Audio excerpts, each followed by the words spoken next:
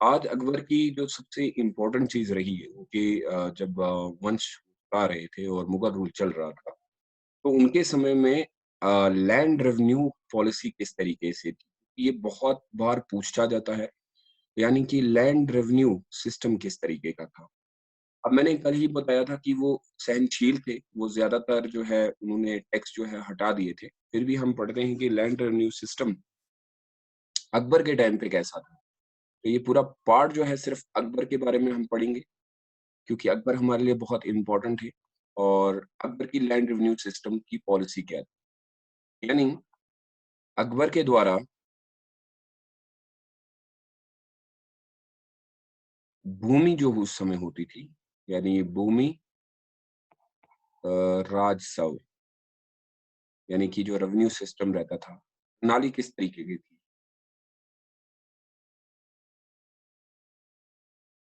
अ, तो यहाँ पे हम लोगों को उनके राजस्व यानी कि रेवेन्यू सिस्टम के बारे में बात करना है।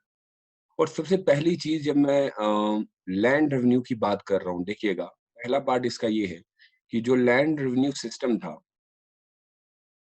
यानी भूमि राजस्व प्रणाली जो थी, अकबर के टाइम पे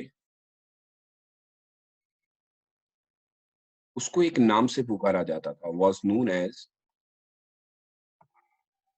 ये बहुत इम्पोर्टेंट पॉइंट है, देखिएगा, बोला जाता था ज़ब्ती, ज़ब्ती, ये शब्द है, ये फ़ारसी का शब्द है और ये हमारे प्री के लिए इम्पोर्टेंट बन जाएगा, ठीक है?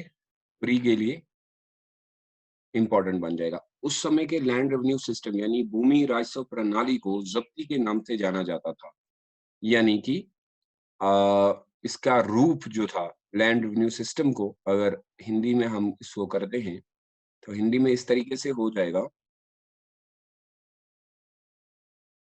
कि भूमि राजस्व प्रणाली जो है ज़ब्ती, याद रखिएगा ये वर्ड इम्पोर्टेंट है, के रूप में के रूप में जाना जाता था। तो इस तरीके से आप याद रखेंगे that the revenue land revenue system of Akbar was known as a zabti. The Akbar की भूमि राजस्व प्रणाली को ज़ब्ती कहा जाता था। 2 मार्क्स का है, लेकिन कभी-कभी बहुत टफ भी बन जाता है यार, हमें उस समय अलग-अलग वर्ड दिए जाते हैं क्योंकि ये फ़ारसी के शब्द हैं, कुछ पर्शियन के वर्ड हैं, हमें याद नहीं रहता। तो अक्सर वो वर्ड को थोड़ा-सा डिफरेंट करके जो है मैच ऑफ द फॉलोइंग में डालने के लिए कहेगा। उसके बाद जो अगला लैंड रेवेन्यू सिस्टम को उन्होंने बहुत ज़्यादा मॉडिफ़ाई किया गया।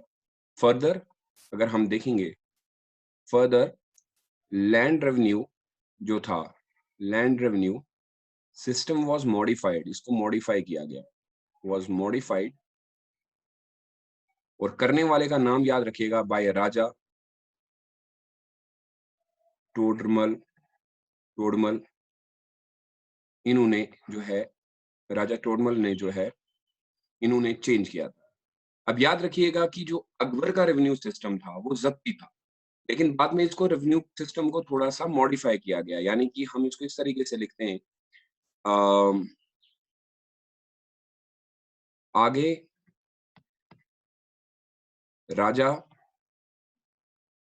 टोडरमल ने लैंड रेवेन्यू सिस्टम यानी संशोधन किए थे। संशोधन संशो संशोधित किया गया, उनके द्वारा किया गया। किनके द्वारा किया गया? राज टोडरमल के द्वारा जो है इसमें कुछ चेंज लाई गई और उसका जो नाम दिया गया, उसका नाम दिया गया दशाला दसाला सिस्टम, DAH द-साला। अब देखिएगा ज़ब्ती को बदल के राजा टोडरमल ने इसका नाम दशाला रख दिया गया। तो यहाँ पे आपको पूछा जाएगा, ये भी वही है, भूमि राजस्व प्रणाली को बदल के जो है शाला नाम रख दिया गया और उससे पहले ज़ब्ती था। यानी अकबर जो है इसको अकबर ने जो बनाया था वो ज़ब्ती सिस्टम था, लेकिन फिर राजा टोडरमल ने इसको बदल के इसमें संशोधन किए, कुछ चेंज आई और दशाला सिस्टम जो है इंक्लूड कर दिया गया।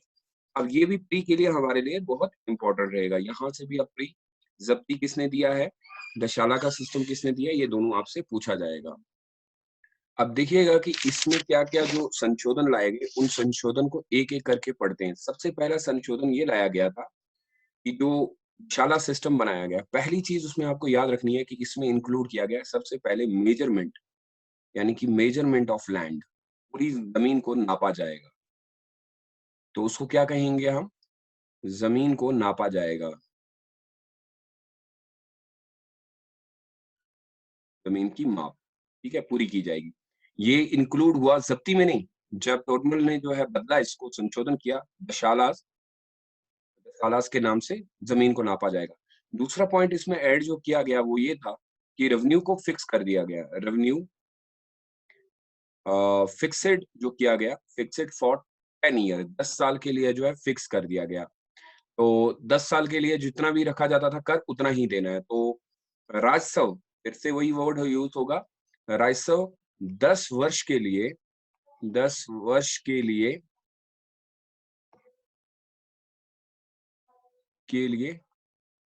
तय किया गया। तो ये 2 सिस्टम आपको याद रखने पड़ेंगे कि जो उन्होंने हमारे दिछाला सिस्टम में जो आया, बहुत इम्पोर्टेंट है। अब देखिएगा कि लैंड को जो है भूमि को 4 हिस्सों में विभाजित किया गया, यानी कि बाँट दिया गया। देखिएगा सब भूमि को भी बाँटा गया है। अब देखिएगा इस सिस्टम में और क्या किया गया, राजस्व यानी कि या हम लिख सकते हैं कि इसको आप लिखिएगा कि भूमि 4 वर्गों में 4 वर्गों में जो है विभाजित की गई विभाजित की गई।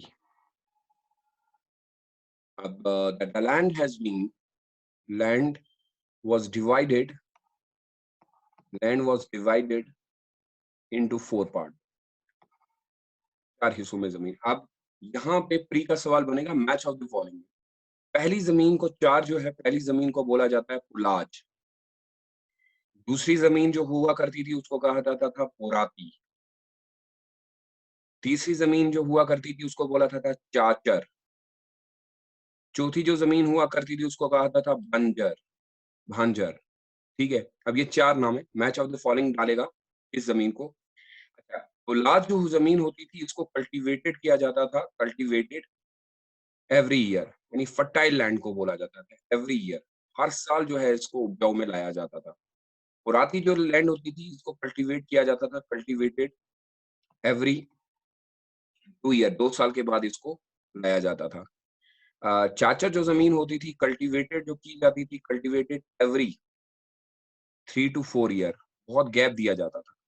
और बंजर ज़मीन जो होती थी कल्टीवेटेड 5 ईयर, एवरी 5 ईयर 5 साल के बाद। आज भी वैसे हमारी ये ज़मीन जो है, इसमें उतना मिनरल्स वगैरह नहीं होती है। तो यहाँ पे हम लिख लिख सकते हैं कि ये जो खेती का सिस्टम है, खेती हर वर्ष वर्ष बदली जाती थी। देखना ये पड़ेगा कि वो कौन-सी ज़मीन है, किस हिसाब से बदलनी है। अगर प्लाज है तो फिर हर साल उगाना पड़ेगा, अगर पुराती है तो फिर आपको 2 साल का वक़्फ़ा देना पड़ेगा, गैप देना पड़ेगा। छाछर जो है छाछर अगर है तो फिर 3 से 4 साल, तो बंजर जो ज़मीन थी वो। तो ये नापा जो गया, वो इसलिए नापा गया कि अगर हम इनके ऊपर कर लगा भी रहे हैं, यानी जो ऊपर हमने देखा 250 वर्ष के लिए जो है तय किया गया था। लेकिन अब ये भी देखना पड़ेगा कि ये ज़मीन जो है, जैसे अगर किसी के पास बंजर ज़मीन ज़्यादा है, तो फिर टैक्स भी उसी हिसाब से तो आएगा। तो इन्होंने पूरा जो है भूमि को जो है 4 वर्गों में जो है विभाजित कर दिया। The land has been divided into 4 part. और ये अकबर के समय पे हुआ। अब लेकिन नाम याद रखिएगा कि राजा टॉलमन ने ये जो है किया है। और नाम जो याद रखेंगे ये किस एक्ट के थ्रू या हम कह सकते हैं सिस्टम के थ्रू हुआ, ये दशमल के थ्रू हुआ। और जो लैंड रेवेन्यू सिस्टम अकबर ने बनाया था उसको हम जो है ज़ब्ती कहा है। ये बहुत इंपॉर्टेंट है, ये प्री के लिए आपको मैच एंड द फॉलोइंग पूछा जाएगा। आप इसमें क्या कर सकता है, पुलाज को वो इसके साथ जोड़ेगा कि कौन-सी ज़मीन किस तरीके से नापी जाती थी। अब ये आप यहाँ पे याद रखिएगा, वेरी, वेरी इंपॉर्टेंट है, जब अकबर की आप बात कर रहे होंगे। अगला पॉइंट हमारे लिए इंपॉर्टेंट हो जाता है कि अकबर आगे एक और सिस्टम भी अकबर ने इंट्रोड्यूस किया, और ये भी बहुत इंपॉर्टेंट है और बहुत बार यूपीएससी ने क्वेश्चन पूछा है। इसको कहा जाता है mansabdari system. Mansabdari, mansabdari system of Akbar. Akbar के समय मनसबदारी सिस्टम भी इंट्रोड्यूस हुआ है। मनसबदारी सिस्टम मतलब मनसबदारी प्रणाली उनको कहते हैं। तो उस समय अगर हम देखेंगे तो क्या-क्या उन्होंने चेंज लाई। सबसे पहली चेंज तो ये थी, इस प्रणाली की तहत जो है हर एक को मतलब जो भी सिस्टम था वो बदला गया। जैसे under this system under this system क्या हुआ करता था, एवरी ऑफिसर, जितने भी अधिकारी हुआ करते थे, एवरी ऑफिसर जो है वाज असाइनेड, उनको एक ड्यूटी दी गई थी। असाइनेड अ रैंक, यानी जिसपे हम रैंक देते हैं कि ऑफिसर है, फिर उससे नीचे ऑफिसर है, फिर उससे नीचे, तो उसको कहा जाता था मनसब। ठीक है, हर एक ऑफिसर को। सो इस प्रणाली में हम ये कह सकते हैं कि इस प्रणाली के तहत प्रत्येक अधिकारी को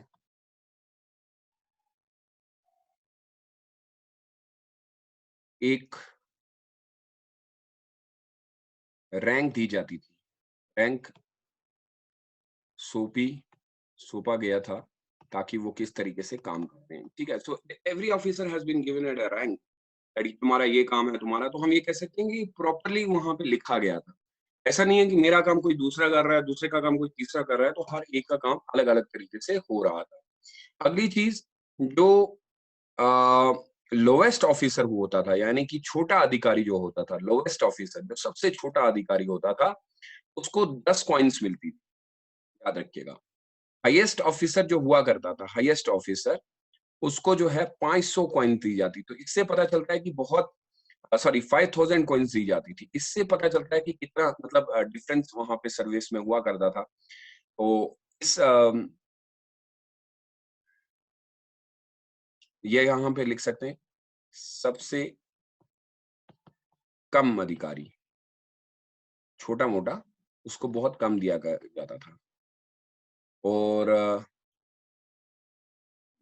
जो सबसे बड़ा अधिकारी होता था और सबसे बड़े अधिकारी को 5000 का जो है सिक्के दिए जाते थे। तो इस तरीके से इन्होंने सिस्टम को है बड़ा डिफाइन करके मनसबदारी में, इस सिस्टम में, मनसबदारी सिस्टम में, या फिर स्टेटमेंट पूछेगा, मनसबदारी सिस्टम में, यानी मनसबदारी प्रणाली में, सिस्टम में इंक्लूडेड ऑल पब्लिक सर्विस, जितना भी काम होता वो था वो सारा मनसबदारी के थ्रू होता था। एक्सपेक्ट एक चीज नहीं होती थी, और उसको कहते हैं जुडिशियर। जुडिशरी काम नहीं होता था, बाकी सारे काम जो है मनसबदारी के थ्रू होते थे, क्योंकि जुडिशरी का काम खुद ही अकबर करते थे। यहाँ पे हम ये कह सकते हैं कि सब काम जो है अधिकारी ही करते थे, लेकिन सिर्फ न्याय पालिका जो हुआ करती थी, न्यायपालिका का काम जो है वो छोड़कर सारे काम जो है वो मनसबदारी के ही तहत हुआ करते थे। याद रखिएगा, स्टेटमेंट बेसिस क्वेश्चन होगा तो याद रखिएगा मनसबदारी में कौन सी चीज नहीं थी, जुडिशियल सिस्टम नहीं था। अगली चीज, रैंक जो हुआ करती थी, जो देते थे, rank we are divided into two parts. दो हिस्सों में रैंक दी जाती थी, इनटू टू पार्ट्स। दो हिस्सों में विभाजित किया गया था अलग-अलग से। एक ऑफिसर का नाम होता था जत पर्सन, और दूसरे ऑफिसर का नाम होता था सवार। ठीक है, ये रैंक हुआ करती थी। अ,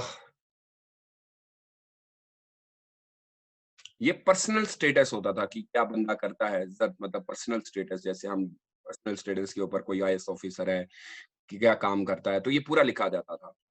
और यहाँ पे लिखा जाता था नंबर ऑफ कैवलरीज, उसके पास कितनी आर्मी है, अ, उसको कितना मेंटेन करना है, कितनी आर्मी, यानी हेड जो है माना जाता था आर्मी का। तो इस तरीके से इन्होंने रैंक को भी अलग-अलग हिस्सों में डिवाइड किया था। सिर्फ यहाँ पे ये याद रखना है कि हमारा जुडिशियल का काम जो है वो बिल्कुल भी जो है वो नहीं किया जाता था। अब यहाँ पे आर्ट एंड कल्चर को लेके आपसे पूछा जा सकता है कि अकबर का कला और वास्तुकला के बारे में बताएँ। आर्ट एंड आर्किटेक्चर,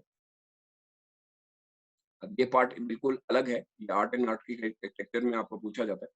सबसे पहले अगर देखें, अकबर ने जो पहला बनाया था वो बनाया था आगरा फोर्ट। इसमें इन्होंने यूजिंग रेड स्टोन, इसमें लाल पत्थरों का इस्तेमाल किया गया और ये कहाँ पे है? ये आगरा में, पहला। दूसरा इन्होंने बनाया था पंचमहल। पंचमहल जो है इन्होंने जो बनाया था, इसको कहा जाता है, ये बुद्धिस्ट मोनेस्ट्रीज को देख के, जो बुद्धिस्ट विहारास विहारास हुआ करते थे, उनको देख के जो है अकबर बहुत प्रसिद्ध हुए और उन्होंने सोचा कि मैं भी एक बनाऊँ, तो उन्होंने पंचमहल बनाया है और ये फतेहपुर सिकरी में आपको देखने को मिलेगा। तीसरी चीज़ जो इन्होंने बनाई थी, वो बनाई थी जामा मस्जिद विद, और एक गेटवे बनाया है, विद गेटवे। आप याद रखिएगा, गेटवे जो बनाया गया है, गेटवे का नाम क्या है? बुलंद दरवाज़ा, बुलंद दरवाज़ा इन्होंने बनाया है। जब गुजरात से इनकी जो है जीत हुई थी, गुजरात विक्ट्री के तौर पे, ये भी आपको फतेहपुर सिकरी में ही देखने को मिलेगा। ये हो गया एक और। उसके बाद इन्होंने जो है एक बहुत ही बड़ा जो है टॉम्ब बनाया था, हुमायूँ का मकबरा जो बनाया था, हुमायूँ का मकबरा, हुमायूँ टॉम्ब। और इसको छोटा ताजमहल भी कहते हैं, स्मॉल ताजमहल भी अगर आप कहेंगे तो बुरा नहीं लगेगा, क्योंकि आप गए होंगे तो आपने देखा होगा, बहुत खूबसूरत बनाया गया है। ये दिल्ली में है। ये वो चीज़ें हैं जो अकबर ने अपने समय में की, और अकबर ने लैंड रेवेन्यू सिस्टम देखिएगा। अब अकबर का जो है पूरा, हम लोगों ने इससे पहले अकबर की जो पॉलिसी थी, यहाँ से हमने स्टार्ट किया था, जो मैंने कल भी बताया था कि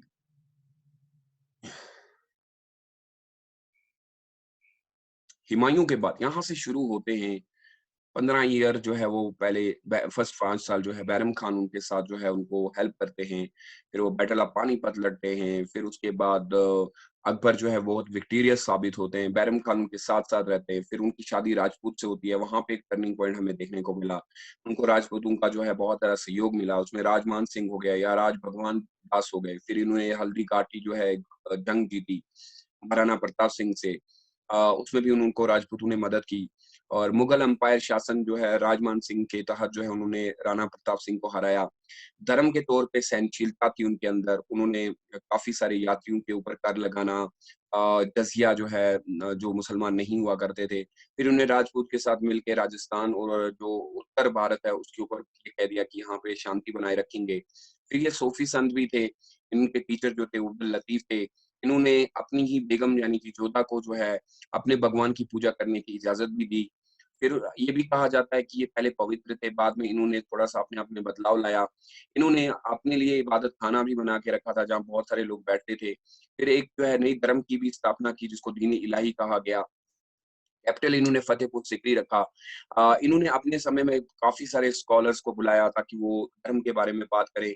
उलमा को बिल्कुल भी ये इजाज़त नहीं देते थे कि वो किसी भी राजनीति में जो है हिस्सा लें। और फिर इन्होंने अपना अकबर की भूमि राजस्व प्रणाली जो है वो बहुत देखने को मिली, ज़ब्ती सिस्टम। फिर इसको चेंज किया गया, यानी कि इसमें संशोधन किए गए राजा तोरमल के तहत। फिर बदलाव के कारण यहाँ पे ज़मीनों को बाँटा गया और ज़मीन जो है पुल्लाज होगी, पारूती होगी, जाचर होगी, बंजर, इनको अलग कर दिया गया। उसके बाद मनसबदारी सिस्टम में जो है ऑफिसर बनाए गए। हर ऑफिसर को अपना-अपना रैंक दिया गया। छोटे ऑफिसर को भी पैसे दिए जाते थे, बड़े को भी दिए जाते थे, अधिकारी जो हुआ करते थे। मनसबदारी सिस्टम में सब काम जो होता था, न्यायपालिका को छोड़कर सारा काम जो है वो खुद करते थे।